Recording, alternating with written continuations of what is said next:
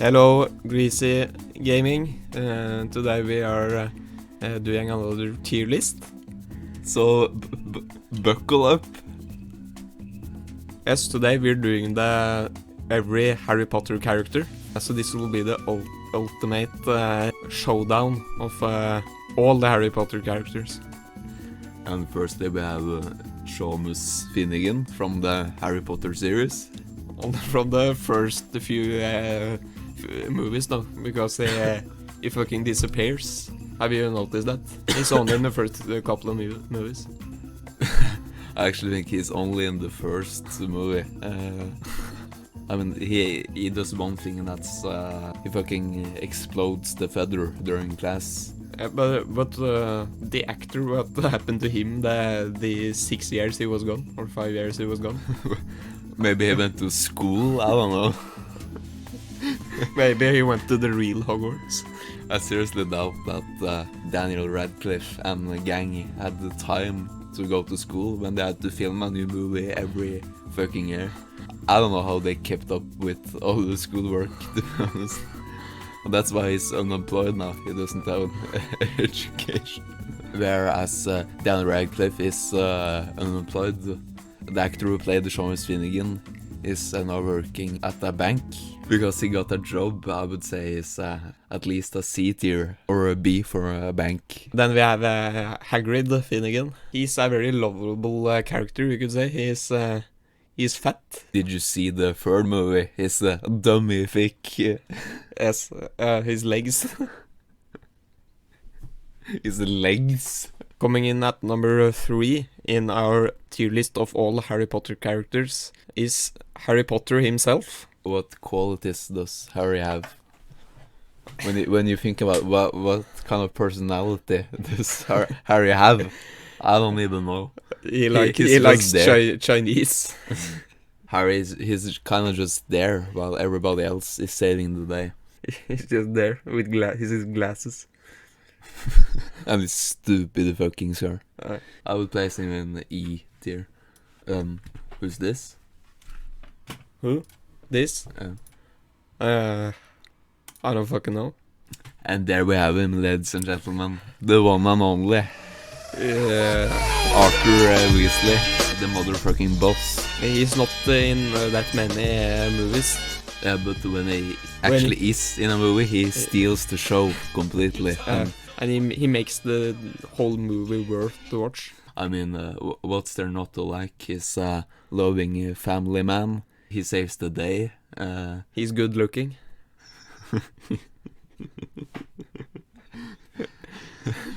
Arthur Weasley, one of the most memorable characters in not just Harry Potter, but in television in general. Now we have Snape. Snape is the main bad guy in the Harry Potter series, and he except for Voldemort. I kinda like him because he hates Harry Potter, and I hate Harry Potter as well. But at the same time, Snape is a total simp for Harry's mother. He never got past that one. There we have George, or is that Fred? Probably. I think it's Fred. There we have Fred from the Harry Potter series. He died, I think. Or was that George? No, I think Fred died. It's kind of funny that Fred is the only character in the Harry Potter series that dies. Everybody else survives. He's a kind of a joker and prankster. But George is as well, and George is just better. Next up we have Dobby, and when I think about it, he, as well as Fred, also died. So that makes him and Fred the only one who dies in the entire series. Spoiler alert. I mean, he looks like my penis a little bit. Before it was circumcised. I don't know, after. Okay. So if you would place your circumcised penis on this list, where would you place it? D, maybe. I think Dobby should be on C for circumcised. Next up we have Vernon. He's Harry Potter's dad. He fucking beats Harry and he locks him up in a closet and stuff. But didn't the actor of Vernon die during the movies? Of obesity or diabetes or something? Yeah, that's right. The story goes that when they were filming the 7th movie, part 1, and it's the last scene with Uncle Vern, while they were filming, Daniel Radcliffe, he had noticed that Vern looked a little bit shabby, and then Vern said, "Oh!" And then he died of being fat.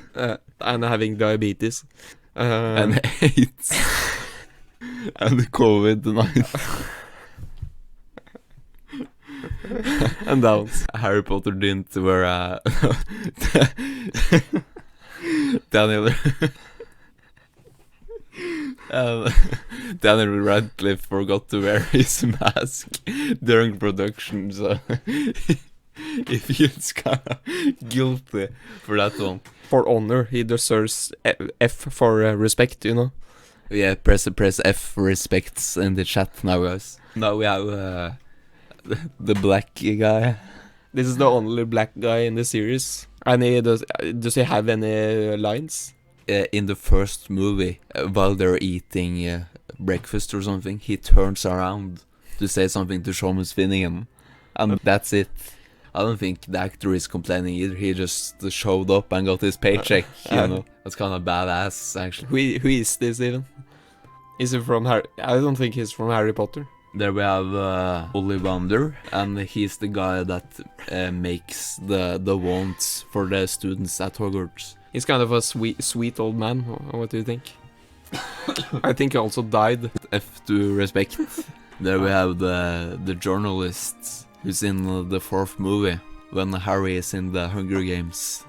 In the gulag. I mean, she was really breathtaking while she was on screen, so at least as breathtaking as Seamus Finnegan. And there we have Ollivander. Ollivander was only there in the 1st movie. But he did a damn fine job. Yeah, it was a shame we didn't see more of him.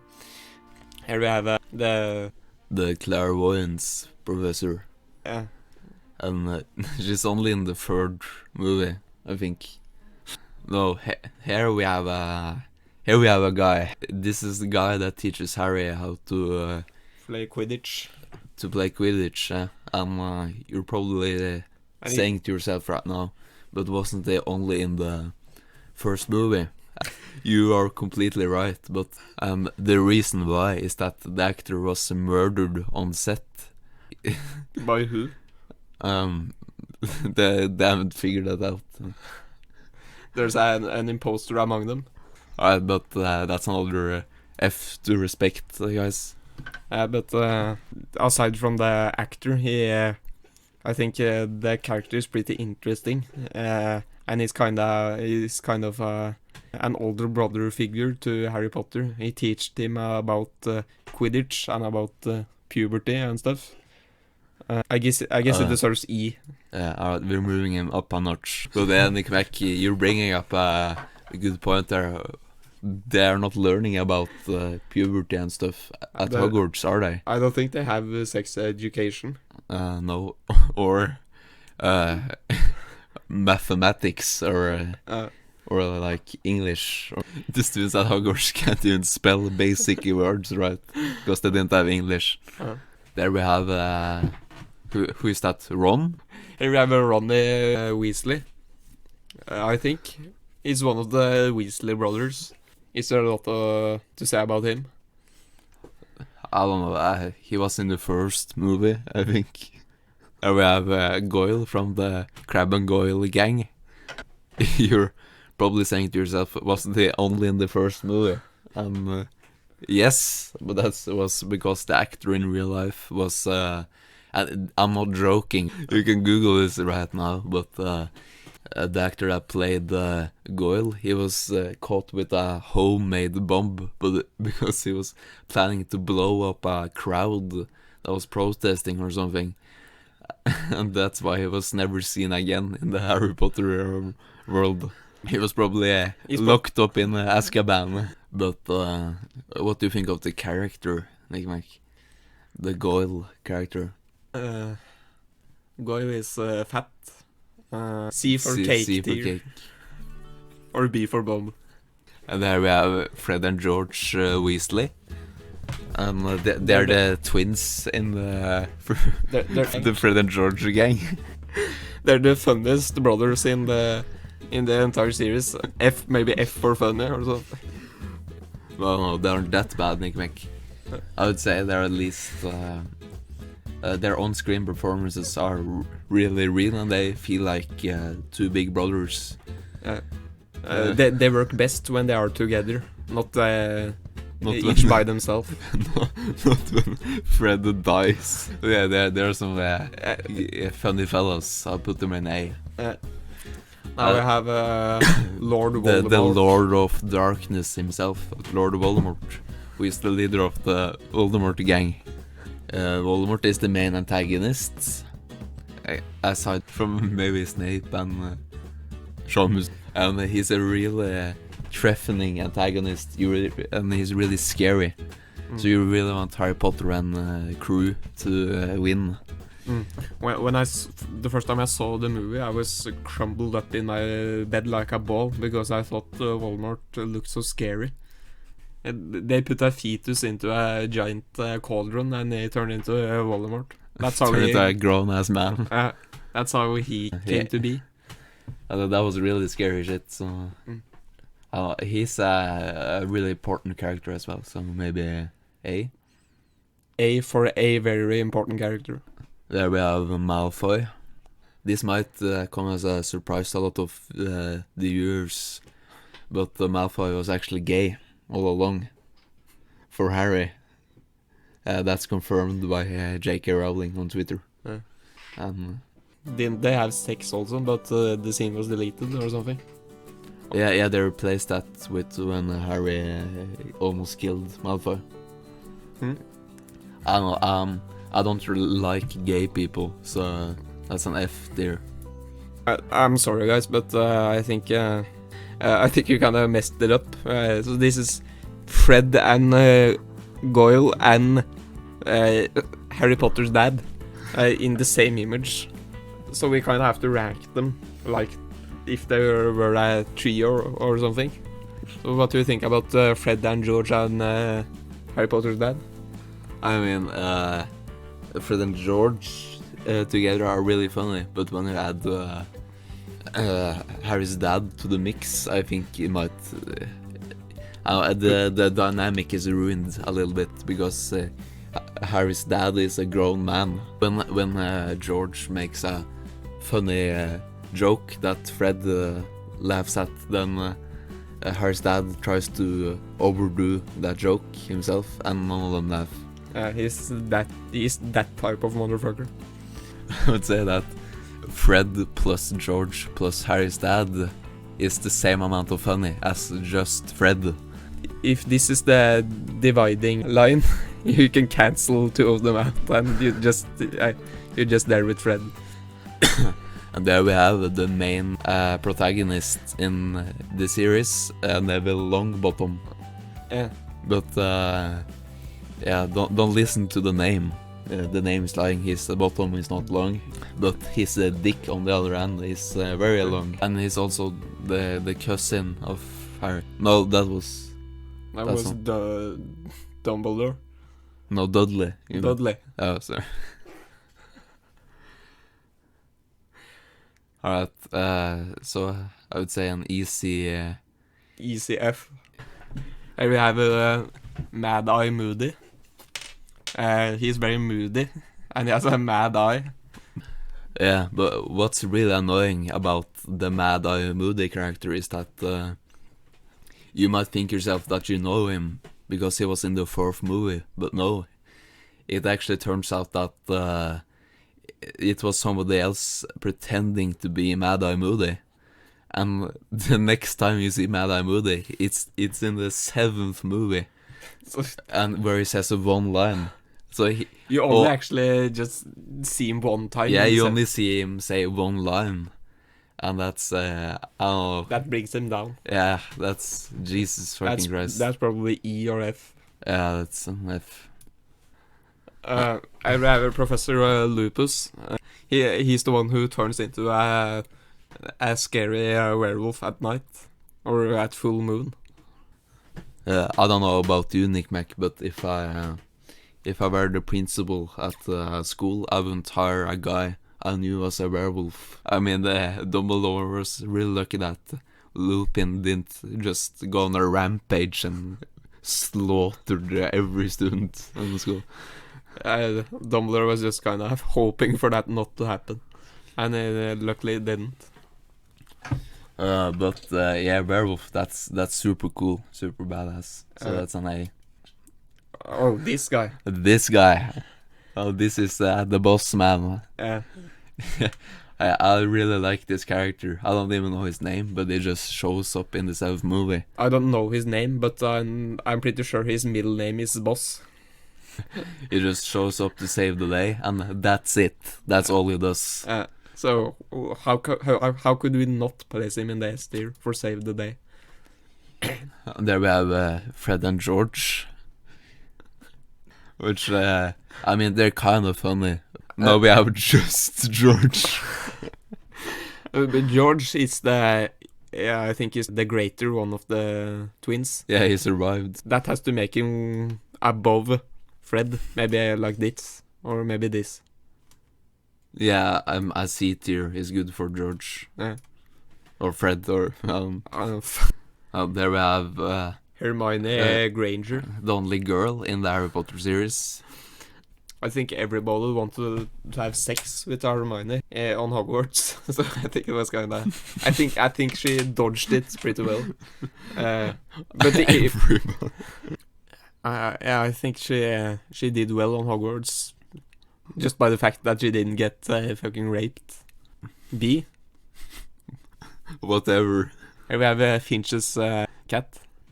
And that's It's the only cat character. And I think the actor did a very good job on playing Finch's cat. I don't see.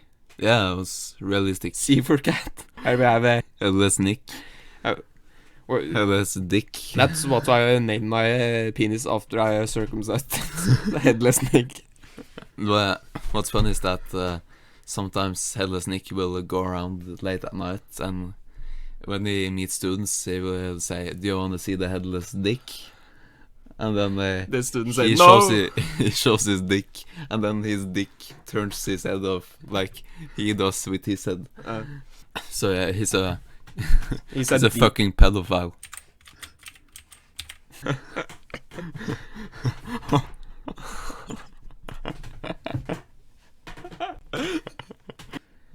Here we have is that Fred or George? It's at least Ron's brother. It's one of Ron's brothers. It feels like Ron has a lot of brothers, to be honest. I feel like we ranked them all. I don't even remember him being in the movies. There we have Goyle. No, Crab. There we have Crab from the Crab Gang. He actually stayed throughout the series, which Goyle didn't do. Which is pretty impressive. I know there's some shady shit with this guy as well. I think he was farming weed in his backyard or something. Yeah, and on set he touched kids. What is that? I don't know. I don't remember. Here we have Harry's MILF mother. There we have the ghost from the Ghost Guy. I only remember being super horny when Harry took a bath. She dived under the water just to look at Harry's erect cock. And that was probably why she died, because she got AIDS or something. Yeah. That's total 8 year for AIDS. Slughorn is a gilf. Slughorn, I would slug his horn every day. What the fuck? Is that a video game? Is that Fred? Fred or George?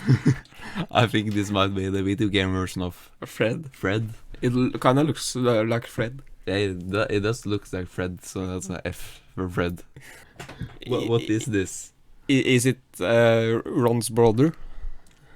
There's It's orange, so orange. that's... So could be George. It could be George. I'm not sure for could be George. George? Then we have George Lucas. That's maybe George. There we have Ron's mom. Ron's or whoever Ron's brother. Is that George? Here we have Ching Chong, which is Harry's girlfriend. The only Asian character at Hogwarts. A for Asian. More like B.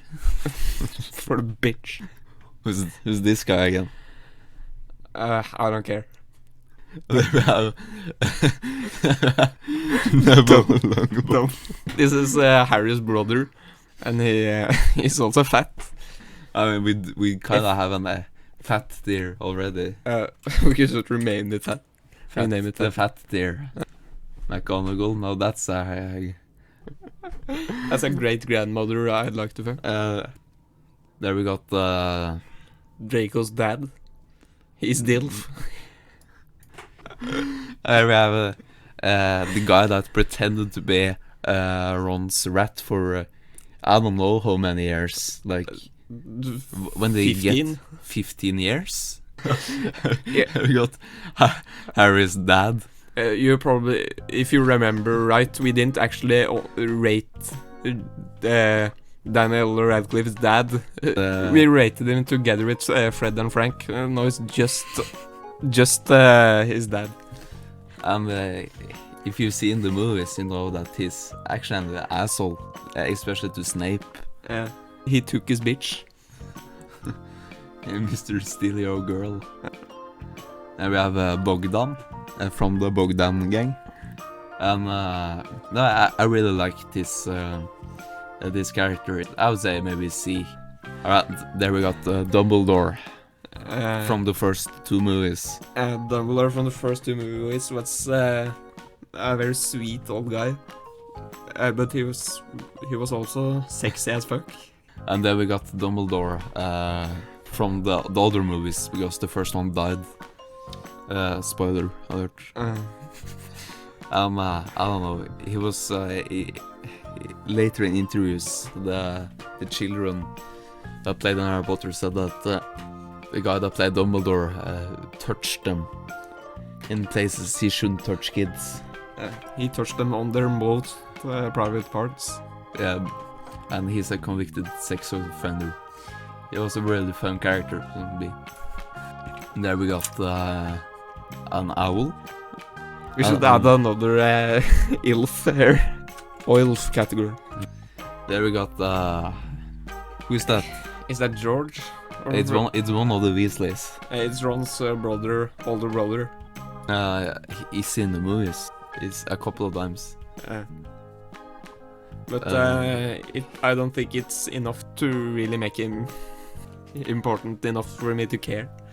Lastly, but not Weasley. We have George.